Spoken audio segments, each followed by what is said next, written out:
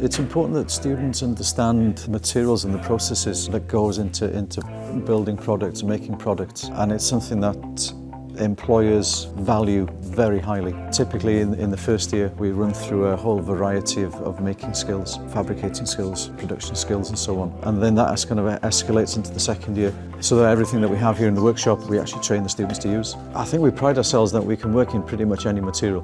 Wood, metal, plastics, composites, silicons, anything goes here, to be honest with you. We can fabricate, we can assemble, we can weld. We've invested in different types of 3D printing. We have a 3D print farm, we can do the FDM, we can do the resin printing, and we use that a lot on the course.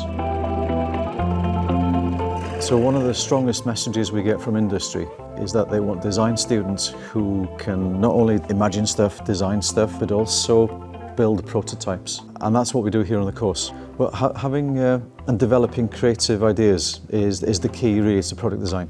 Students sort of imagine a new future and then actually make it happen.